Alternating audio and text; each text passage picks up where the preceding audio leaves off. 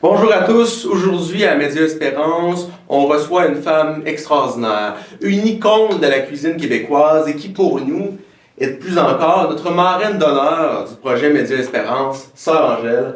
Bonjour, ma sœur. Ben, bonjour, mon cher. Vous allez bien? Oui, je suis très fière de recevoir un beau jeune comme ça. Puis t'es allumé, on niaise pas, là. Ah, ben vous êtes bien gentil. Merci de nous accueillir aujourd'hui. Ah, ben écoute, c'est extraordinaire. Alors, vous voulez vous diriger vers une découverte d'une dame dans laquelle tu ne connaissais pas? Bien sûr, je vous connaissais quand même comme bon, personne. c'est Tout le monde bien. vous connaît. On va parler de votre biographie, de votre vision de la foi, de votre fondation, de la congrégation qui Oui. va cette année être fermée l'année de ses 100 ans. On va en affirmer, oui. C'est l'Institut Notre-Dame du Bon Conseil de Montréal, parce qu'il y a deux communautés des Sœurs du Bon Conseil. Il y a les Sœurs du Bon Conseil de chez Chicoutimi, mais nous, c'est les Sœurs du Bon Conseil de Montréal, fondées par Marie-Jarelle Lajoie, la tante de Paul Jarelle Lajoie. C'est une femme dans laquelle, cette année, on fête le 100e anniversaire de la fondation de la communauté. Et puis, c'est une communauté purement québécoise, mais que, habituellement, à cause du vieillissement des sœurs, on est obligé de fermer. Ça coûte bien trop cher, entretenir une grosse maison. Alors, c'est ça. Mais l'avantage de ça, donc on est là-dedans, la maison, ça a été vendu à la fondation de Jean Lapointe. Et puis, bon, alors les gens se posent beaucoup de questions. Comme je te dis, ben moi aussi, je vais rester dans notre maison et ça va être la Fondation Sœur Angèle. On a deux fondations dans le même terrain. Voilà. Bien sûr, nous nous trouvons présentement dans la communauté. Absolument, Donc, avant le déménagement. Juste avant le déménagement, c'est le 1er septembre, c'est ça? Ben, dans le mois de septembre et plus, là, c'est dans l'année en tout cas. Bien heureux de vous rencontrer aujourd'hui. Nous Oui. allons en reparler plus tard. Commençons par le début. Oui. Vous êtes né en Vénétie Oui. en 1939. 38. 38. Oui, 38. c'est correct. Dans quel village? Dans la Apostagno de Grappa, c'est un coin où Antonio Canova y avait fondé une église extraordinaire que vous pouvez voir dans l'Internet aussi. Et puis, c'est un lieu très touristique. Et puis, je connais très bien ça parce qu'il y avait une école où on y faisait toutes les statues que tu vois dans le monde, les Trois Grâces, et puis toutes les grandes personnalités. On a un beau musée que vous pouvez visiter. Et ça fait vraiment l'histoire de la Vénétie. Il n'y en a pas beaucoup qui vont voir ça dans cette richesse-là. Vous allez peut-être en encourager à aller voir. Absolument. Pourquoi pas? Oui. Bien sûr. Et votre enfance, comment ça se passe? Est-ce que vous êtes élevé dans une famille fortement catholique? Oui, moi, ma mère, mes parents, tout le monde était catholique. Et puis, moi, je suis née justement une année avant la guerre, parce que la guerre s'est déclarée en 59, et moi, je suis née en 38, comme tu vois. Alors, je suis un enfant de la guerre. Par contre, ils disent des guerres, c'est toujours un nouveau départ. Et puis, une chose aussi, pour découvrir et davantage apprécier la vie, parce qu'on ne sait pas quand est-ce que ça passe. Est-ce qu'on vit aujourd'hui, puis demain, il tombe une bombe sur la tête, puis c'est fini? Alors, c'est tout ça, mais ça demande ça fait vieillir les enfants très vite. Effectivement. Vous êtes né sous Pie XI, vous avez grandi sous Pie XII. Oui. En Italie, bon, est-ce que vous avez commencé à cuisiner tranquillement? Ah, bien sûr. Moi, j'ai commencé à cuisiner à la maison d'abord. Et puis après, une histoire assez, c'est que mon père, il aimait tellement la nature qu'on avait une montagne. Et puis, qu'est-ce qu'il faisait? Il prenait des vaches en vacances pour l'été. Alors, on avait du lait, puis j'ai appris à faire le fromage, le beurre, et puis faire la ricotta, toutes ces choses qu'aujourd'hui vous connaissez et que dans le temps, on ne connaissait pas au Québec. Alors, c'est grâce à cette immigration après la guerre qu'on découvre beaucoup de choses au Québec. Vous êtes arrivé en 1955 au Québec à l'âge de 17 ans. Pour quelle raison avez-vous quitté l'Italie pour venir vous installer? Ben, je l'ai quitté parce que ma soeur me demandait de venir l'aider. Elle attendait un 4e enfant. Alors moi, je me suis dit, bon, ben, je vais l'aider en pensant de rester ici tant qu'elle en a besoin, puis retourner. Mais là, à un moment donné, j'ai envoyé à mes parents, à ma mère, j'ai écrit à ma mère, puis je lui ai dit, Ça faisait à peu près 6 mois que j'étais arrivée au Québec.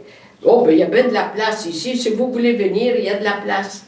Eh mon Dieu, j'ai reçu tous les certificats de naissance et je sont arrivés, voyez-vous, moi j'ai fait la demande au mois de mai et ils sont arrivés le lendemain de Noël. Je recevais 6 de la famille. Donc la famille est venue vous rejoindre par la suite. Ben oui. Et alors, ils sont tous là. Et d'ailleurs, à date, que nous parlons, ils sont à peu près 70 personnes. Oh, une grande famille! Ah, ça a été développé. Alors, comme vous voyez, c'est sûr qu'on est à 9 enfants, nous. 5 filles, 4 garçons. Moi, je suis la 7e dans la famille. Alors, voilà. Et c'est une famille dans laquelle on avait le souci de la... Parce que la famille, côté de mon père, c'était des gens de la seigneurie. Ça, moi, j'ai fait enlever ça, c'était fatigant, ces affaires-là. Parce que les autres, le vrai nom, nous, c'est, mettons mon nom, et les gens, ils commencent à le savoir, c'est Angiola Rizzardo di Agostino. Alors, j'ai tout coupé ça, j'ai gardé ça rangé tout simple. Et c'est le nom qu'on retient aujourd'hui, qu'on oui, associe à la grande dame que vous êtes. Très facilement, tu vois. Alors, toi, t'es jeune, tu connais Sorangelle. C'est fort. C'est bizarre. Bon, on en a parlé. Lorsque j'étais jeune, on en a parlé de Sœur Angèle. À cause des... Vois-tu, c'est parce que la cuisine amène à tout. C'est pas un sous-métier, c'est un art. La cuisine, c'est un art. On découvre toute la nature, le travail des mains, le travail, le blé, le travail. Un poignet de terre, c'est un poignet de vie. Pas oublier ça. C'est très poétique. Et c'est exactement ça. Parce que tu as un poignet de terre, tu plantes, et puis la terre, c'est vivant, il faut la respecter. Alors, c'est pour ça que c'est comme tu dis, c'est comme la foi. Il faut nourrir la foi. Si tu ne la nourris pas, elle aussi s'en va. Alors, c'est pour ça qu'on a des moments de lecture, des moments de réflexion, des moments intenses, et les gens qui n'ont plus le temps de s'arrêter. Les gens ne s'arrêtent plus. Ils travaillent, puis ils pensent à bien qu'ils ont travaillé, puis bon. Et est-ce qu'on pense à aimer? On s'arrête trop sur le matériel. Alors, quand on est trop sur le matériel, sur la parole, ça fait un vide. Et puis les enfants qui viennent au monde, je lui parle de Jésus-Christ, il dit c'est qui lui? Attention, alors les vraies valeurs, on les oublie. Et puis c'est le goût de découvrir l'intérieur d'un être humain. Parce que l'être humain a besoin d'amour. Mais il cherche ailleurs parce qu'il ne sait pas où il est. Mais il est en soi. Tu comprends? Il est dans toi. Et quand j'ai écrit un livre, le bonheur dans la vie, c'est pas le chercher ailleurs. Tu le cherches là, où tu vis, où tu es. Et c'est ça la grandeur, de découvrir un être humain. Si tu n'as pas découvert ça, tu ne peux pas savoir qu'est-ce que c'est. Est-ce que tu aimes un enfant parce que c'est ton enfant? Ou c'est juste parce que c'est un enfant? Un enfant, il fait partie de toi. Alors c'est ça, découvrir cet amour, c'est ça la vie. On ne parle plus de Jésus-Christ, mais c'est le cœur d'un monde. Quand tu perds ça, tu perds beaucoup. Alors je me dis, les gens ne veulent plus se consacrer parce qu'ils veulent avoir la liberté. Mais ils n'ont pas plus la liberté, cher. C'est une liberté tellement limitée qu'à un moment donné, ils cherchent, puis ils veulent venir aux sources, mais ils ont perdu la source. Alors il faut leur dire, la source, c'est quoi? C'est l'amour que ton cœur peut donner à l'autre. Je suis certain qu'à la maison, beaucoup sont inspirés par vos paroles si touchantes. Sœur Angèle, le 8 mars 57, vous entrez au couvent. Quelle est la réaction de votre père? Oh ben, lui est enragé. Il a rendu folle. Ben, c'est sûr, parce qu'un père, surtout un Italien, une femme s'est faite pour se marier et avoir des enfants. Mais là, moi, c'est sûr qu'elle n'aura pas des enfants. Et d'ailleurs, vraiment vous dire, à ma prise d'habit, il n'est pas venu. À ma profession, il n'est pas venu. Et il est pas venu pendant à peu près 20 ans. Et après 20 ans, moi, j'avais une grosse maison et j'avais besoin de quelqu'un pour être comme un gardien de sécurité personnelle. Puis je me sentais en sécurité pour la maison, il recevait les commandes, ta. Et il a accepté. Et à partir de ce moment-là, évidemment, je pense que de tous ces 9 enfants, c'était celle qui était le plus près. Alors, tu vois, la vie, et puis il a travaillé, et puis il était heureux parce qu'il se sentait utile et respecté. Parce que tu sais, dans la vie, il faut être honnête. Immigrant un jour, t'es migrant toujours. T'es toujours un immigrant. Même moi-même, je fais quelque chose de bien. Ah oui, c'est notre petite sœur québécoise. Je fais quelque chose pas bien, moi, c'est sûr, c'est notre petite italienne. C'est la vie. Mais c'est ça. Puis il faut tout cela, là, dans ta vie, c'est pas dans toi aussi, dans votre vie, là, écoute bien, là, il faut développer le sens de l'humour. Ça, C'est important, va ça. aider. Le sens de l'humour. Si je n'avais pas développé le sens de l'humour, je n'aurais pas passé à travers. C'est pas facile, une vie communautaire, une vie religieuse. Et je vois que vous l'avez, le sens de l'humour. Mais il faut. Il Il faut Et développer. vous l'avez parfaitement. Non, il faut développer. Bien sûr. Il faut apprendre à rire de soi. Mhm. Parce que si tu prends trop ça à cœur, tu vas tomber malade, tu ne pourras pas remplir la mission.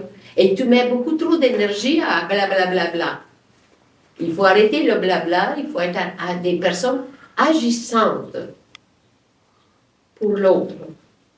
C'est pas, moi je me dis, soyons des personnes exemplaires. Parce que la personne ne se nourrit pas parce que toi, tu as 10 maisons, un exemple, mais tel que tu es, tel que tu représentes toi-même. C'est qu'il va chercher tes valeurs, ton écoute. Les gens n'écoutent plus. Les gens n'écoutent plus, ils sont pressés, ils s'en vont.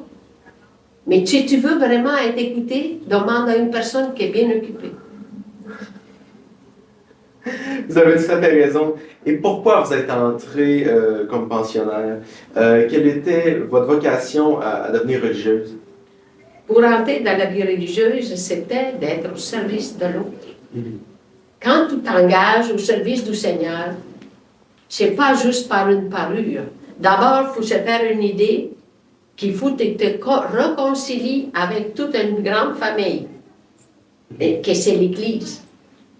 C'est une grosse famille. Puis la famille n'est pas toujours comme toi tu veux que ce soit. Elle est comme chacun est individuel. Puis chaque personne, elle a des talents. Et chaque personne est différente.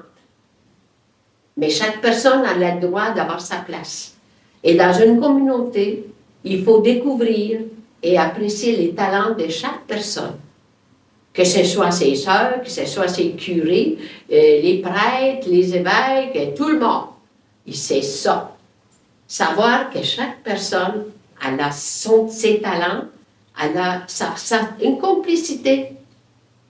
Puis c'est comme ça que tu peux vivre dans une communauté ou dans une congrégation. Tu ne peux pas autrement. Il faut s'apprendre à se dire que l'autre, elle est différente que toi. Mais il faut l'accepter. Mais elle a ses talents, puis elle a l'amour du Seigneur peut-être plus que toi. Alors, moi, j'ai toujours essayé de prendre des bonnes choses. Quand je voyais que c'était des choses pas bonnes, je le balayais dans mon esprit, puis j'allais chercher quelque chose qui allait compléter mon engagement. Tu comprends? Bien sûr. C'est la vie, tu sais. Bien sûr, oui. Parce que moi, là, j'ai pas 20 ans. Là. J'en ai 21 et demi, comme on dit l'autre. Tu vois? Ça avait l'air bien plus. Non, mais ça l'est. Mais je me dis, on est là, tout ce que j'ai vécu, je remercie le Seigneur de m'avoir donné tout ce temps-là et m'avoir donné tout ce qu'il faut pour y penser. Parce que il y a des personnes qui sont rendues à, je vais le dire, là, à 85 ans, des fois la mémoire est courte. Alors, il faut garder ça, un esprit vivant en soi. S'occuper, pas rester enfermé. La parole de Dieu, il a dit, c'est pas un trésor, il faut pas le cacher, il faut le partager. Vous avez tout à fait raison. Une fois au couvent, quelles sont vos tâches? Qu'est-ce que vous faites comme activité? Moi, c'est comme une travail? simple petite cuisinière. J'ai pas eu de gros engagements dans la communauté. J'étais toujours au service de l'eau, service de la société, service dans les médias. J'étais dans les médias, puis mon souci premier dans les médias, c'était leur montrer comment bien nourrir simplement ses enfants. À une maman qu'elle avait 8 à 12 enfants, et là, elle ne savait plus garocher la tête. Alors, je faisais des recettes simples et je donnais des trucs pour dire, regarde, fais ça de même, ça va être simple, c'est bon. Fais participer tes enfants. Tu sais, la famille, c'est un cœur. Alors, il ne faut pas aller ailleurs. Il faut occuper le cœur et le partager.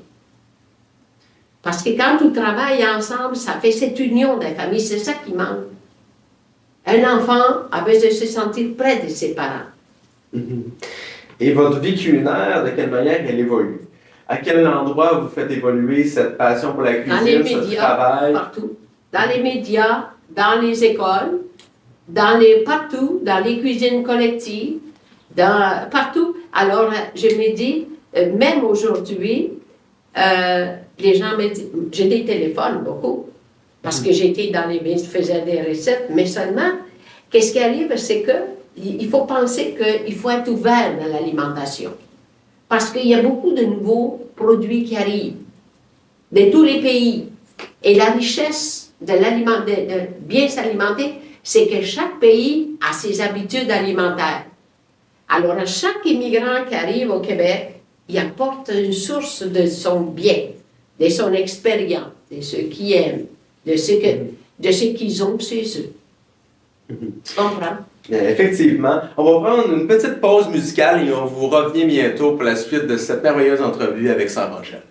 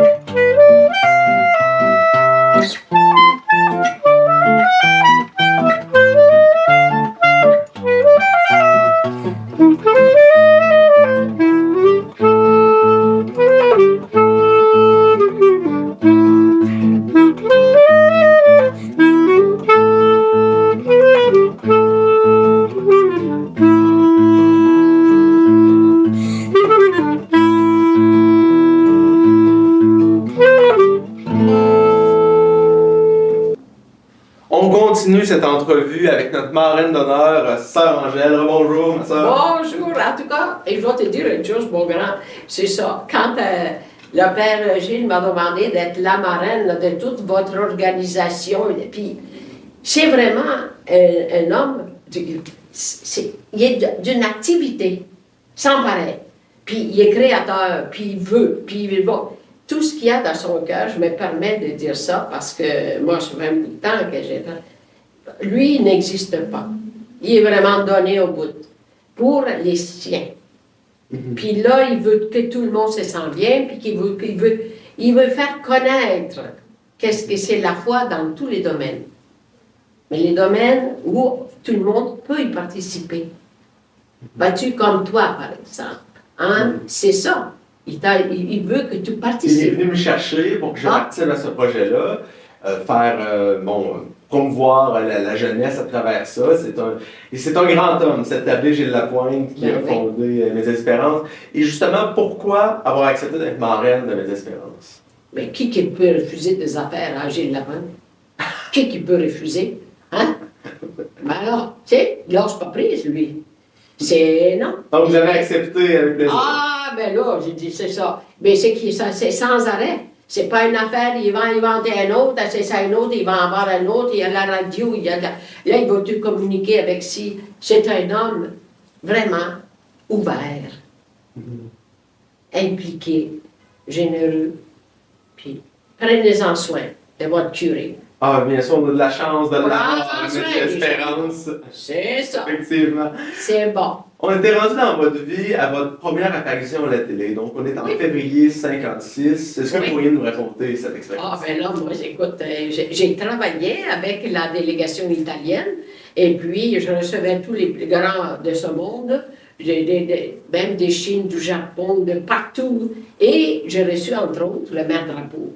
Et puis le maire Drapeau, il arrive, puis il me regarde pour savoir. Bon, vous êtes qui, vous? Ben, j'ai dit, moi, c'est Angèle, parce que j'étais pas religieuse dans le temps, là. C'était encore une jeune fille, pas parce que j'étais vieille, après, quand je suis entrée au couvent, mais je n'étais pas engagée à la vie religieuse, mais je regardais ça, et là, lui, il a dit, j'ai besoin de vous. Il me voyait faire le service, puis à la Française, à tous ces grands de ce monde, parce que les hommes, dans le temps, ils étaient séparés des femmes.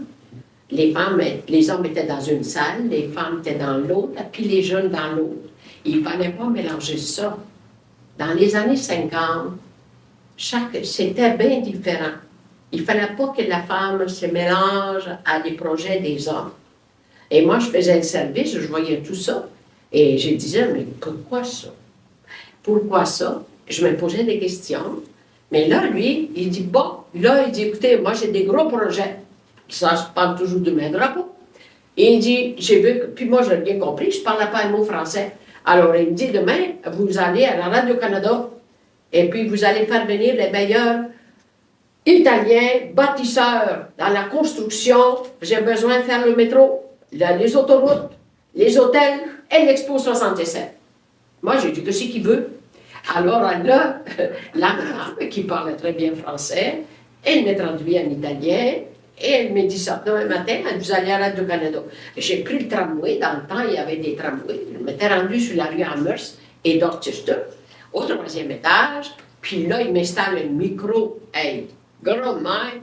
Puis ce micro-là, il fallait continuer dans le sens de parler. Alors, j'ai dit oui.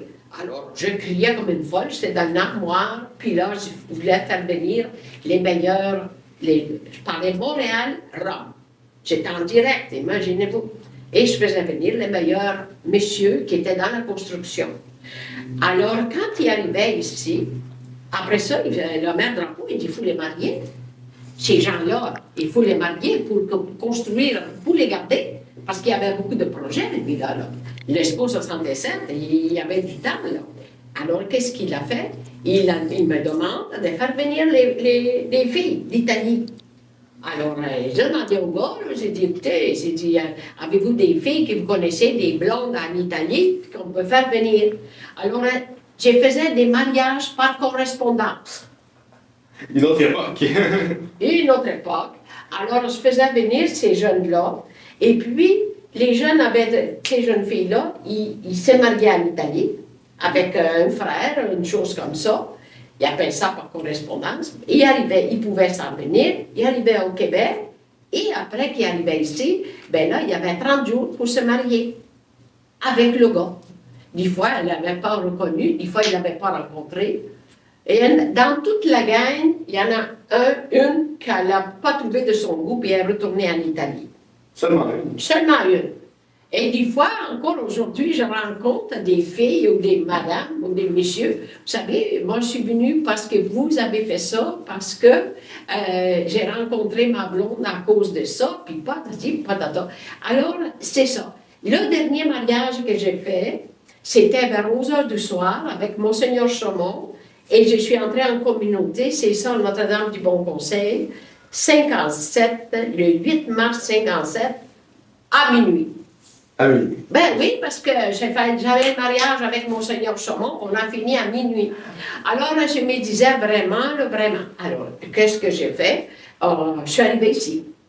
C'était les premières entrées sous boulevard, pas Saint-Joseph, boulevard Gouin, à Montréal. Alors, là, antique. Et puis, on est rentré. Mais quand je suis entrée, ici, dans la maison où je suis, là, on était à peu près 200. Aujourd'hui, on est 30.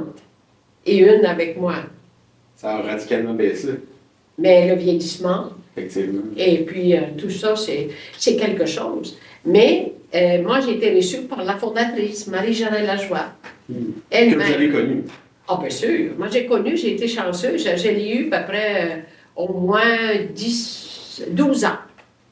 Oui, tous les matins, à 8h30, elle nous faisait une conférence, elle nous parlait des engagements, l'esprit de Saint-Ignace, parce que c'était, nous, on a le même esprit que Saint-Ignace de Loyola,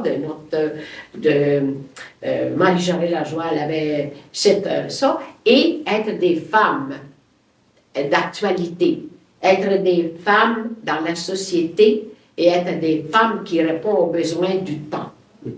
C'est clair. Et puis, tu vois, qu'elle avait ça, puis elle me parlait, je ne comprenais rien parce que je ne parlais pas assez bien le français, mais elle répétait tellement que je l'ai retenu, tu vois. Mais c'est ça, des fois, il y a des personnes qui s'approchent, puis qui nous frappent, puis qui nous donnent exactement la route à suivre. Alors, Elle vous a marqué, cette Marie-Jeanne Lajoie? Ben, c'était une femme, c'était une fondatrice il fallait une femme audacieuse, très audacieuse, pour avoir l'audace de fonder une communauté au Québec. Et s'occuper des pauvres. On était à Sainte-Brigitte, à Montréal, peut-être tu ne connais pas ça, mais il y avait une place, puis elle répondait, elle disait, il faut être dans des milieux de pauvres, des milieux où ils ont besoin. Après ça, moi, je me rappelle qu'on aidait les immigrants qui arrivaient, les réfugiés. J'ai été dans des maisons que le plancher était tout à l'envers, était percé. Mais, non, mais elle avait toujours cette... parce qu'elle faisait partie d'une famille très élevée. C'était tous des médecins dans le temps, là, c'était quelque chose. Et les Gérard Lajoie, c'était pas n'importe qui. Et elle s'était adaptée à une pauvreté. On n'avait rien. Puis on a commencé avec rien. Et puis, c'est ça la vie communautaire. Tu mets tout en commun. C'est ça que les jeunes, ils ne peuvent pas accepter aujourd'hui. Tu travailles et tu le mets tout. C'est comme toi, tu travailles, mais tu vas le donner, mettons, à ta famille. Et là, maman famille, c'était devenu la congrégation. Vous avez rencontré de nombreuses personnalités publiques lors de votre vie. Pourriez-vous nous parler de votre rencontre avec le Shah d'Iran? Oh, ben là, le Shah d'Iran, il est arrivé, c'était c'était une personne, là. Puis, j'étais en Égypte, en mission. Je représentais le Québec-Canada avec l'Institut Tourisme Hôtellerie du Québec. J'ai été mandatée. Et puis, quand je suis arrivée là, le commencement, c'est que dans les cuisines, c'était un grand corridor très large. Les cuisines, c'était parce que l'hôtel, il y avait 1500 chambres. C'était pas une petite affaire. Et c'était l'hôtel Miramis. Et je suis dans cet hôtel, j'arrive, Et là, il n'y a pas une femme qui travaille dans les cuisines, il y a juste les hommes dans le temps. Et puis moi, j'arrive, puis je suis en pantalon. Et tous ces gens qui venaient d'Égypte étaient habillés en blanc, en jupe. Ben oui, parce que les autres, c'est comme ça. Alors, j'arrive, puis là, le chef du département, il me pose la question. Il dit, Madame, qu'est-ce que vous venez faire ici? Ah, ben, j'ai dit, je viens apprendre. C'est tout ce qui m'est venu dans l'esprit. Et c'était, le Seigneur m'avait inspiré de dire, je viens apprendre. OK. Alors, ça, c'était vers midi et demi que je suis arrivée. Et là, il était après vers 1h30, 2h. Il a dit, il y a un monsieur qui veut vous parler. J'étais un Chanira. Qu'est-ce que c'est? Vous êtes qui? Ben, moi, je suis dans la simplicité même. Alors, il parlait très bien français. Et j'ai posé la question et il m'a dit, ben là, c'est parce que, il dit, je voulais vous rencontrer parce que moi, j'ai un conteneur de crevettes et puis je fiance ma nièce ce soir. Ah oui? Ah bon? Mais moi, qu'est-ce que j'ai à faire avec ça? Ah, il dit, je voudrais que vous prépariez le canapé, les canapés. Ah oui? Et là, je regarde, et là, j'avais toute une gang de jeunes qui arrivent, là, de là, puis tout le monde parlait français. Et puis, ils sont prêts à m'aider, mais il fallait inventer quelque chose. Ah, là, j'ai dit, attends une minute. Là, j'ouvre toutes les armoires, j'ouvre tout, puis là, j'ai vu qu'il y avait des petites vermicellis chinois. Tu sais? Ah, bon, alors, j'ai pris ça, j'ai dit, je vais blanchir ça. Heureusement que j'avais fait, dans le temps, au moins 15 ans de recherche à l'Institut, parce que j'ai ouvert le centre de recherche en 1980, puis j'avais une base alimentaire. Bon, et alors là, je blanchissais, j'ai trouvé ça, j'ai coupé ça long même, et les crevettes, c'était des grosses crevettes. Là, il fallait tout les arranger. Alors, les jeunes, c'est de vous arranger ça, et j'avais pas le temps de les venir, mais en tout cas, bref. Et là, il m'arrive et il dit, écoutez, je veux que ce soit très piquant. Ah bon? Très piquant. Je dis, lâche-moi, voilà moi. Et j'ai trouvé des bouteilles d'harissa, là. Attends. Alors là, on a blanchi, on avait des grands tables, et on a mis le vermicelli, et là, on a pris la crevette, on l'a roulée dans ça. Je l'ai trempée dans les œufs. Et dans le genre de mélange que j'avais trouvé, je ne sais pas qu'est-ce que c'était, là, de fécule, puis de farine, j'en sais rien. En tout cas, j'ai roulé là-dedans, puis j'ai pris ça, et j'ai servi ça avec la sauce piquante. Mais une conteneur, j'avais 6 bains d'huile, et là, on a tout fait ça, puis on a présenté ça.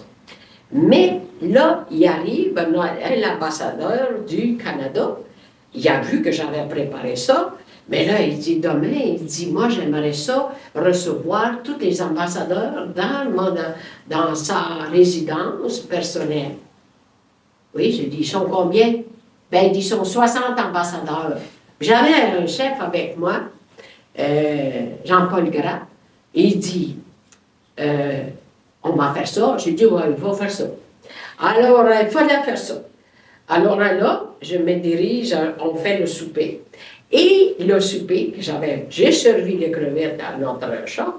Ensuite, on a commencé à faire le souper pour 1000 personnes, je ne sais pas combien. Puis là, il fallait identifier les tables. Et là, j'ai dit, pas des numéros, puis on va faire de quelque chose. Alors là, j'ai demandé, il y avait des secrétaires, il y avait du monde là. Il y a du monde là pour travailler.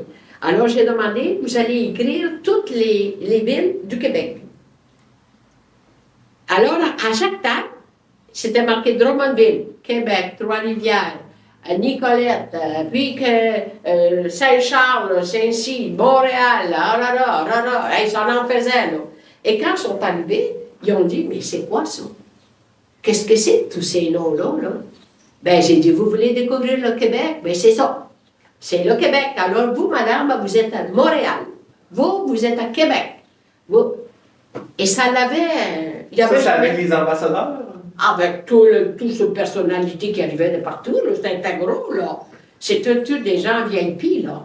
Mais moi, je ne sais pas, là. Moi, je ne me questionne pas qui, quoi, où. Je travaille. Bon. En tout cas, ça a été ça. Puis le lendemain, là, j'ai reçu, dans la résidence, du notre ambassadeur. Et je vois ça, cette affaire-là, 60 ambassadeurs, parce qu'il faisait 40 dehors de chaleur dans la cuisine, puis on avait des suprêmes de canard, puis je dis on va le flamber, puis je faisais le menu, parce qu'il fallait faire le menu avec ce qu'on avait. Puis là, j'avais fini, j'avais tout mis ça en repos, et les autres étaient en haut, ils chantaient, là, puis ils buvaient du liquide, je ne sais pas, mais moi je m'étais assis sur la chaise, j'étais assez fatiguée, je me suis endormie. Puis là, ils ont dit, dis donc, qui c'est qui nous aide? Là, ouais, go! Mais tu vois qu'il faut s'ajuster dans la vie. Il ne faut jamais perdre quoi que ce soit. Il faut se dire, on est capable, quoi qu'il arrive, on fait notre possible, puis c'est trouver des solutions.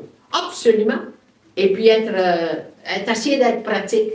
Mais non, c'est des expériences assez. J'ai même travaillé, ben oui, j'étais dans les musées, dans les pyramides, puis on avait avec le pharaon, il fallait porter parce que les autres, ils ont l'habitude de porter il y a une table, là, puis tu portes de la nourriture à ceux qui sont morts. Moi, j'avais apporté le poulet, cuit, dans une pyramide. Je n'ai jamais oublié ça. Alors, tu fais ça dans le monde entier. Puis, ça t'apprend beaucoup de choses parce que là, tu vois que ce n'est pas du monde qui vit comme nous autres. Effectivement, ça permet de découvrir différentes cultures. On va partir pour une autre pause musicale et on vous revient bientôt pour la suite de cette entrevue avec Sœur Angèle.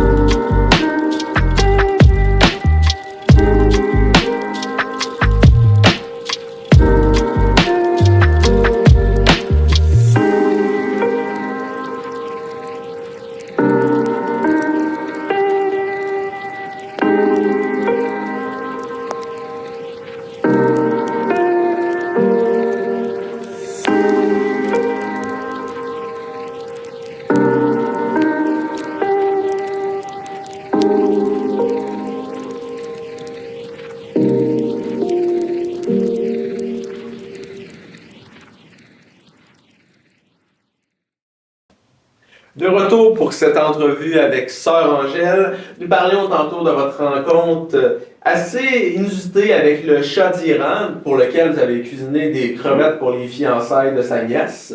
C'est peu commun comme expérience, mais ça marque une vie.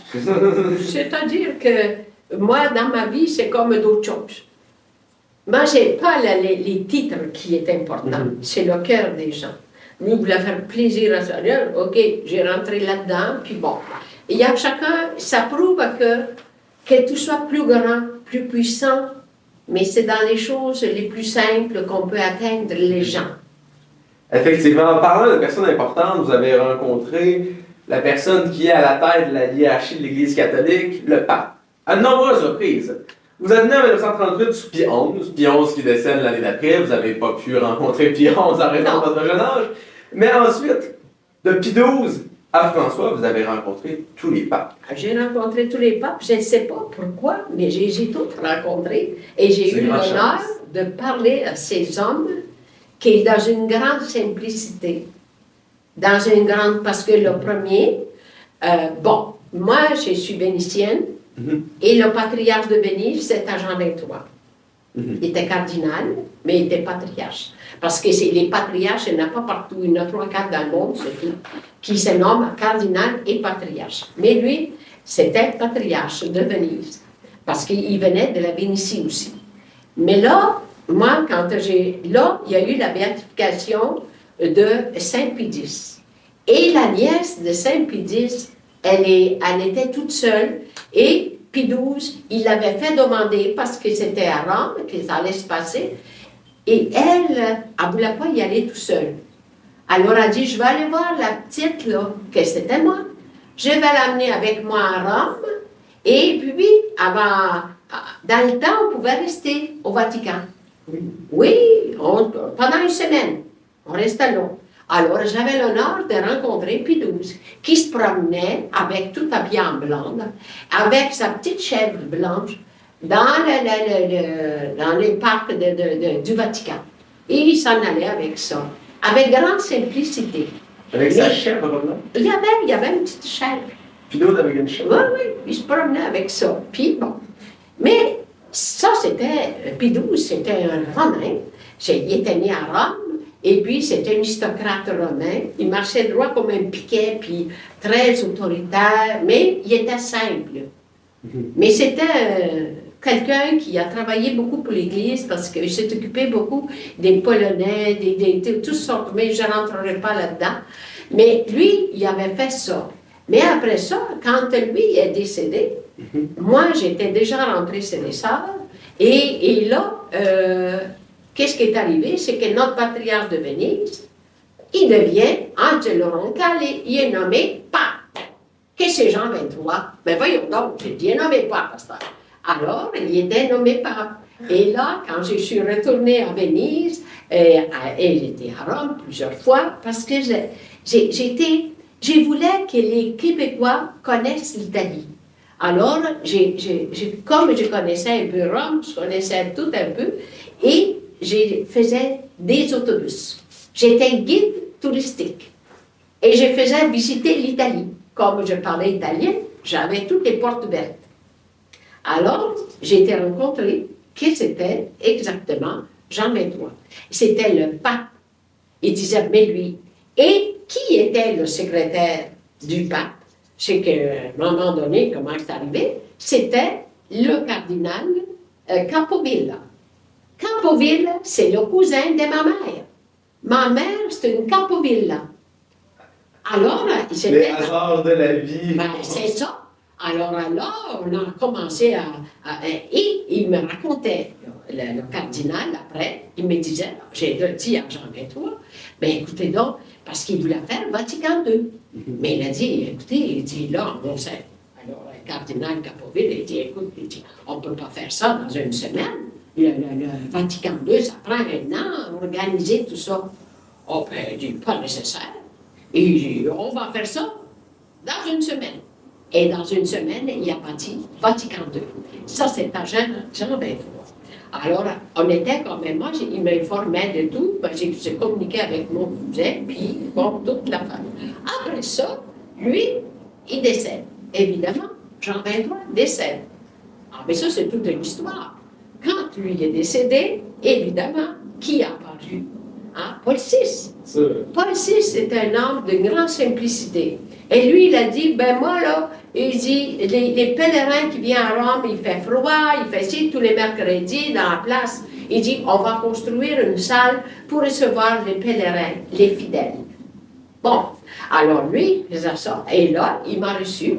Et puis, bon, moi aussi, j'allais avec des groupes, avec des Québécois. Bon, on est allé, alors là, on parlait. Ça, c'était une autre affaire, mais lui, c'était complètement une autre affaire différente que Jean 23. Mais là, lui, évidemment, il est décédé.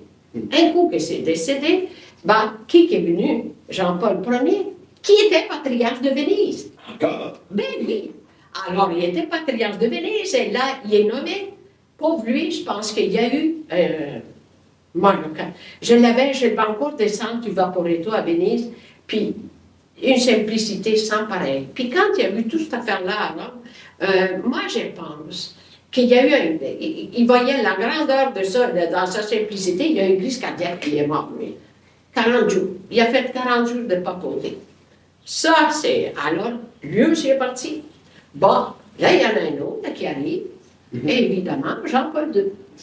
Mais lui, il est resté longtemps. Alors, je l'ai rencontré, Jean-Paul, puis on s'est parlé à Montréal, au Porte Jarry, dans la sacristie. Il venait pour de célébrer la messe. Tout seul, on s'est parlé. Mais il m'a donné une poignée de main, cet homme-là, là, que c'était quelque chose. Puis là, il me regardait, le comme ça. Alors là, lui aussi, à un moment donné, je suis à Rome, et il me voit. Et il s'est rappelé. Puis il est arrivé, puis je ne sais pas, là, il est arrivé, puis il m'a serré tellement fort, puis comment dire, tu sais, après qu'il était tiré, là, après qu'il y a eu toute son affaire, pauvre lui, on sentait qu'il y avait une souffrance assidue. Et moi, je suis à Rome. Je suis avec le groupe, et j'avais promis la veille que le prêtre qui était avec moi, il célébrait la messe à la tombe de Saint-Pierre. Mais là, il y avait le synode. Là, il y avait 75 cardinaux dans la sacristie là, du Vatican, me dit, madame de Saint-Pierre. J'ai dit, comment ça se fait qu'il y a tout ça, tout ça? J'ai dit, est-ce que tout ce qui vous appartient, j'ai dit, les cahiers, c'est tout ça, j'ai dit, c'est à qui? Ben, à la fabrique. OK. Alors, je m'installe à la porte et il y avait les cardinaux qui arrivent. Après qu'on célébrait la messe, pour qu'il y ait de la place pour d'autres. Et moi, j'arrive, alors là, à ma droite, il y avait Benoît XVI, qui était cardinal.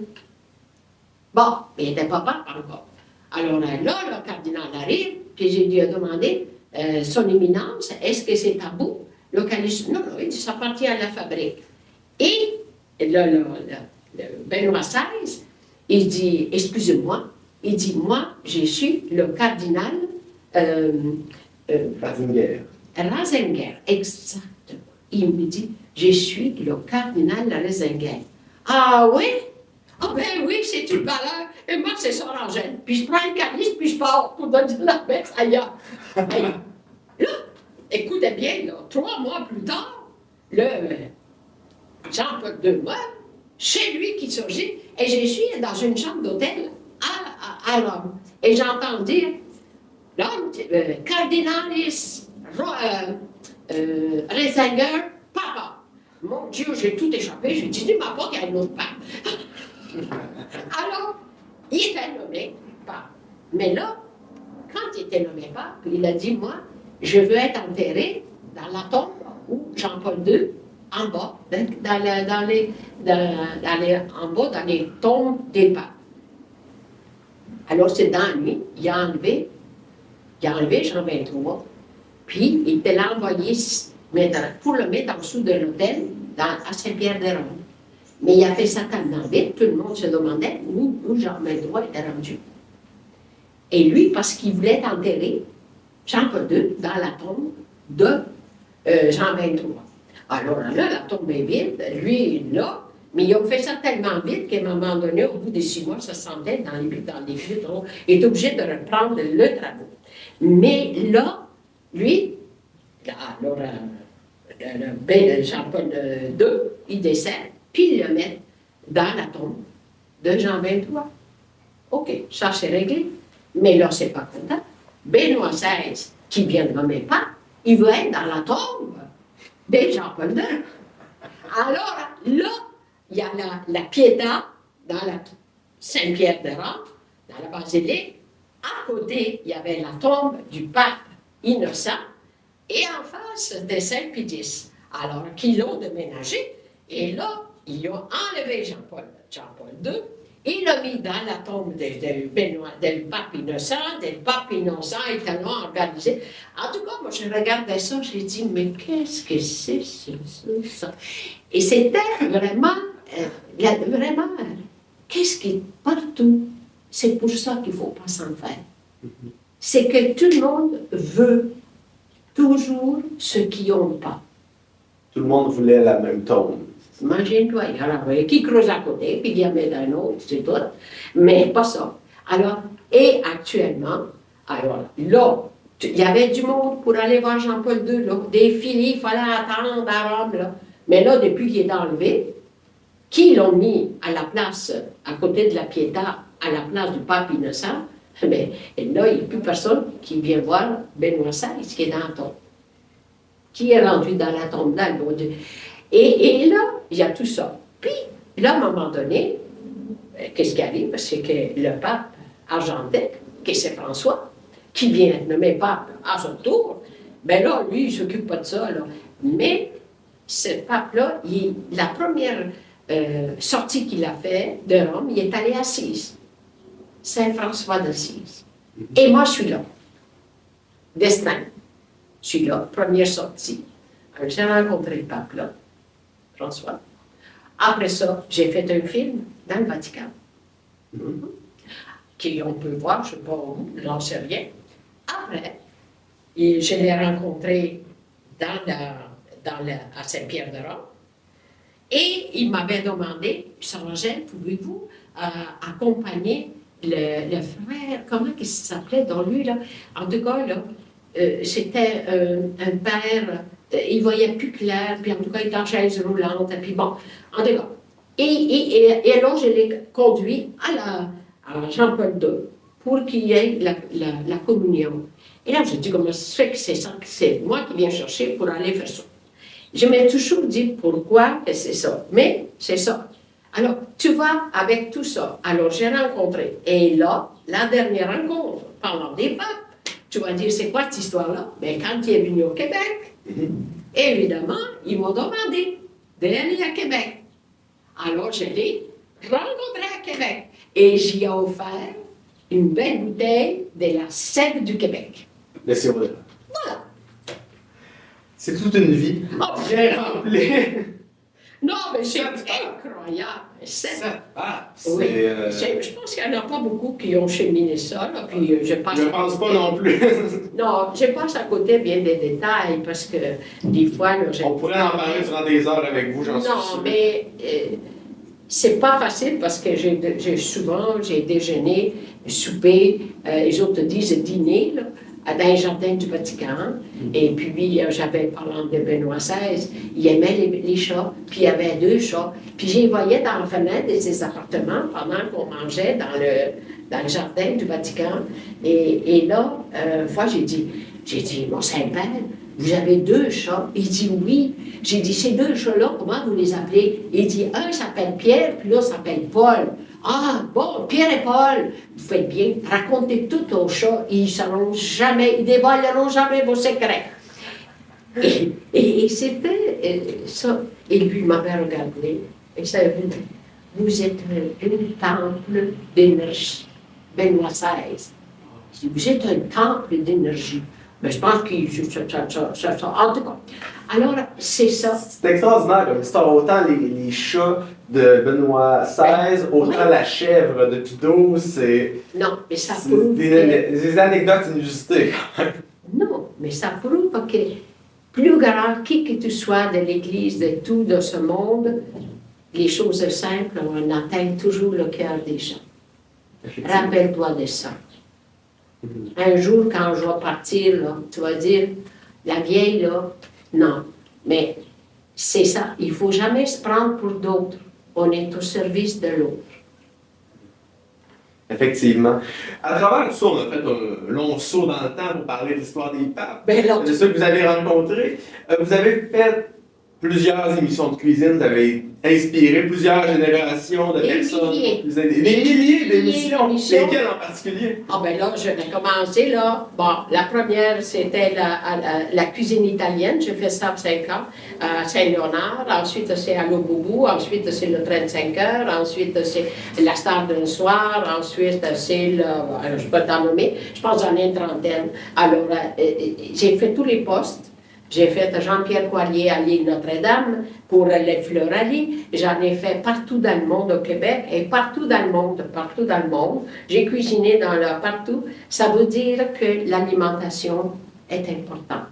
L'homme vit pas seulement de chair, mais aussi de bien se nourrir de la nature.